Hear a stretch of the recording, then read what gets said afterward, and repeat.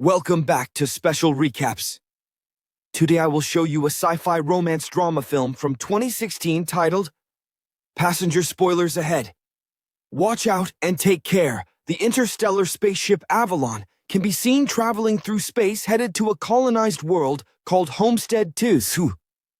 All of its quarters are empty. The vessel is on autopilot. The 258 crew members as well as the 5,000 passengers are in hibernation. Suddenly, the ship passes through an asteroid belt that's weakening its shields. Power is diverted to the main shield, but the ship is on a collision course with a giant asteroid. Suddenly, the asteroid collides with the ship, causing various malfunctions. The ship begins self-reparations, but one of the hibernation pods activates. The passenger awakened is Jim Preston, a mechanical engineer. His pod opens and an automated system helps with his awakening, telling him that he spent 120 years in suspended animation and that the ship is only 4 months away from Homestead 2. He's told that he will be able to spend that time enjoying the luxurious aspects of the ship. Jim receives instructions about his ID band, his cabin, and the primary activities he's to take part of prior to the arrival on the planet. Excited and nervous to meet the people on the ship, he gets ready, leaves his cabin, and walks into an automated class mat for an entire learning group. Jim looks a little anxious as the hologram explains the situation on Earth, calling it overpopulated, overpriced, and overrated. It tells him to hold his questions to the end of the lesson, but Jim keeps asking why he's the only one there. He realizes that the hologram can't answer him and goes to search for other people. He gets to the main concourse of the ship. No one is there either, but an automated informational desk offers to help. Jim asks to talk to a real person, and it sends him off to talk to a steward. But when he finds that no one is there too, he asks to speak to the captain. When he gets to the bridge, even though he doesn't have access to go inside, he can see that none of the main crew is awake either.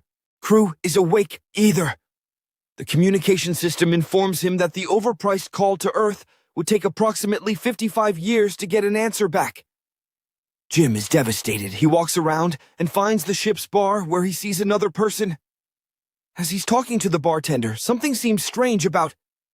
When he goes to get him a drink, Jim realizes that he's an android. It's called Arthur. Jim wants to find out more information from him, but he can't even explain to the android how it's possible for him to be there ahead of time.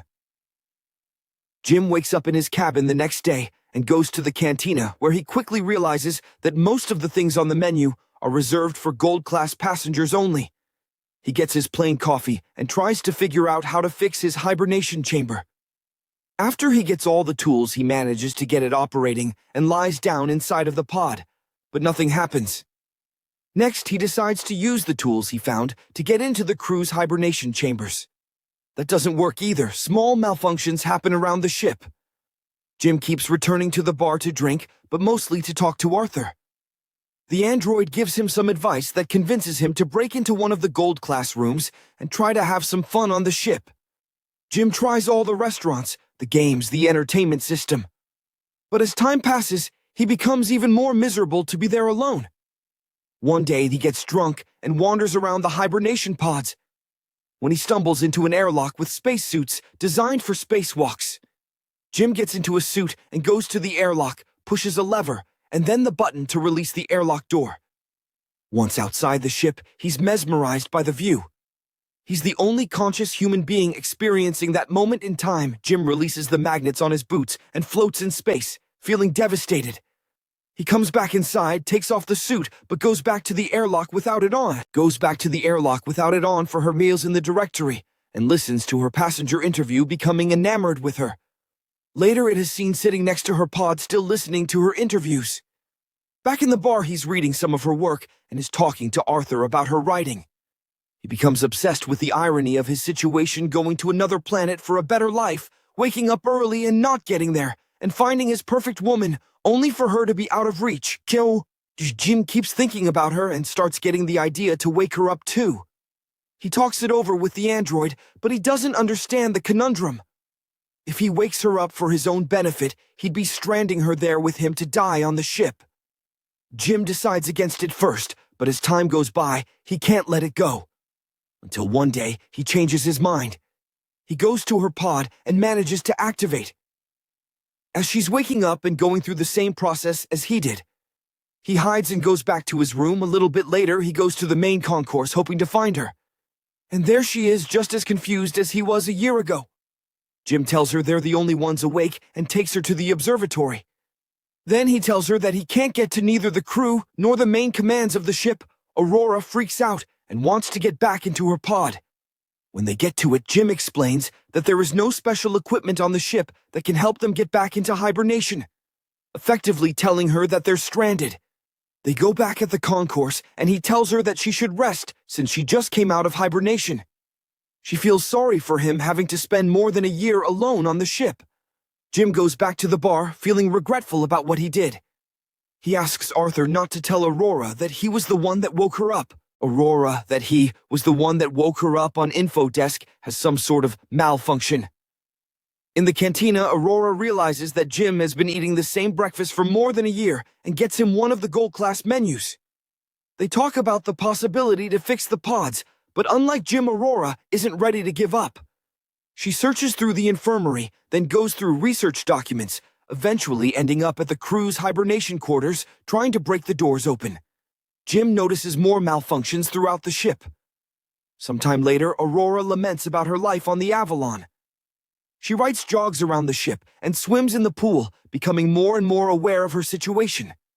She goes to the cantina to interview Jim, thinking that his story might be interesting. Hal asks why he immigrated to the colony. Jim answers with slogans from the company first, but then further explains that he hopes that on the new world he could be somebody he could build a life. Later, they end up in the observatory, and Aurora finally shares her reason to be there. Unlike the other passengers on the ship, she has a round-trip ticket.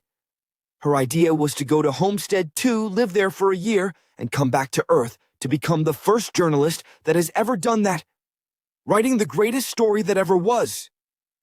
Aurora slowly gives up on finding a way to fix their current predicament, and Jim figures out a way to cheer her. He takes her dancing to the cinema and to the basketball court.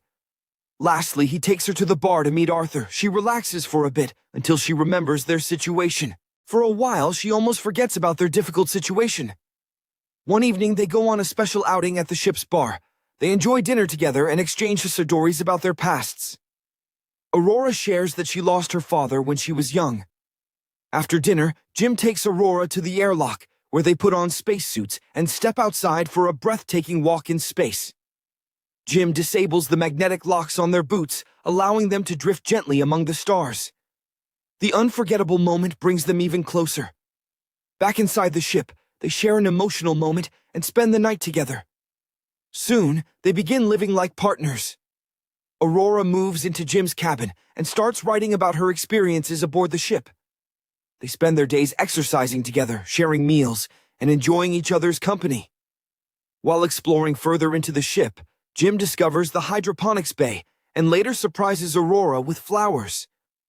One day, the ship passes a massive red giant star, and they visit the observatory to admire the incredible sight. Later, on Aurora's birthday, they celebrate with dinner at one of the ship's elegant restaurants before visiting the bar again. Jim secretly prepares a handmade ring for her, while Aurora chats with Arthur, the android bartender. During their conversation, Arthur accidentally reveals that Jim had awakened Aurora on purpose, not realizing it was supposed to remain hidden. When Jim returns, Aurora confronts him in complete shock and disbelief. Overwhelmed with anger and panic, she rushes away. Later, Jim returns to his cabin and finds that all of her belongings are gone. The next day, he tries speaking to her in the canteen, but she avoids him completely. Aurora feels betrayed and devastated. One night, she storms into Jim's cabin, lashing out at him in rage. Unable to speak with her face-to-face because she keeps avoiding him, Jim tries contacting her through the communication system to apologize and explain himself. He admits that he had fallen deeply in love with her situation in front of Jim's tree. They introduce themselves and tell the chief about the situation. He doesn't understand how 3 pods could fail. Mancuso takes them to the bridge, and he discovers that there is something wrong with the ship, but the information on the systems has to be checked manually. When they leave the bridge, a robot almost falls on their heads, and the 2 of them tell Mancuso that malfunctions have been happening all over the ship more frequently. He says that shouldn't happen as he shows them how to collect the data. Mancuso checks on the pods when Jim joins him there. He's figured out what happened with Aurora's pod. The deck chief finds what Jim did to be terrible later. He's at the bridge checking the collected data when Aurora joins him. They talk about what happened with her pod, but he tells her that he can't do anything about it. Jim walks in with the 16th broken robot. Mancuso feels the hibernation sickness, so he goes to rest. But as he walks out, he coughs out blood. That night, Aurora can't sleep, so she goes for a swim. Suddenly, there's gravity loss throughout the ship, and she starts drowning as the water from the pool moves with her. The gravity drive resets, and she barely makes it out alive. They both run into each other going to find Mancuso. The both of them are back at the bridge, slowly discovering what has been going on with the ship. Mancuso figures out that something happened 2 years ago, taking out a major system. They need to find and fix what has caused the failure because the entire ship is trying to pick up the slack. If they don't fix it, the entire vessel will be stranded. They go to find the problem, but Mancuso faints, so Jim and Aurora take him to the infirmary. He's dying, and there are no treatments that can stop it or prolong the time he has left. No treatments that can stop it or prolong the time he has left run toward engineering, but there is another failure in the gravity drive, and immediately another one that afflicts Arthur as well. Jim deactivates him. They finally arrive in engineering and start looking for the problem. They find it in the power plant, and as they open the hatch, Aurora gets sucked in. The asteroid has caused a breach in the hull in that area. Jim gets sucked in too, but he holds on to the hatch as it keeps closing him. Eventually he gets sucked in too, but they quickly manage to seal the breach.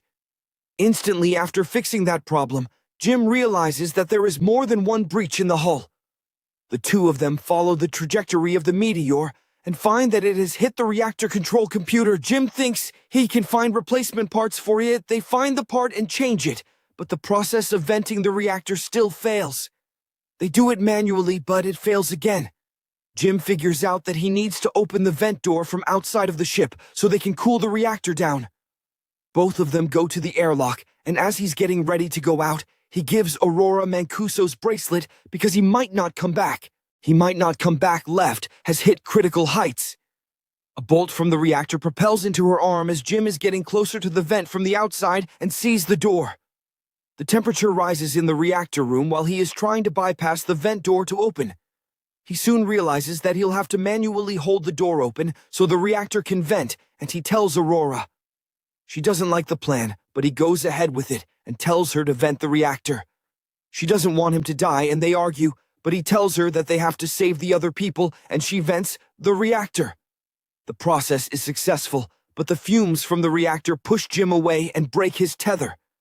The pressure in his suit is dropping too. He tells Aurora what happened, and she moves as fast as she can to get to another suit and bring him. He apologizes to her again. He puts on a suit and flies out to get him, but her tether is too short. She's pulled back, but suddenly grabs onto his tether and manages to pull him in. Aurora drags Jim into the infirmary, only to find out that he's already dead. She uses Mancuso's bracelet to override the medical protocols and to resuscitate. The medical pod does the work automatically and revives Jim. Aurora forgives him. Later, Aurora fixes Arthur, and they give Mancuso a proper space burial. Jim takes her to the infirmary and tells her that he's found a way to use the medical pod as a hibernation. He tells her to get inside the pod and ride out the rest of the journey in there. The Avalon arrives on Homestead 2. The crew wakes up and finds the ship in a very unexpected state. Aurora leaves them a message, retelling the story of the life her and Jim had on the ship while the rest were sleeping. Make sure to subscribe and turn on notifications so you can watch more videos like. Thanks for watching.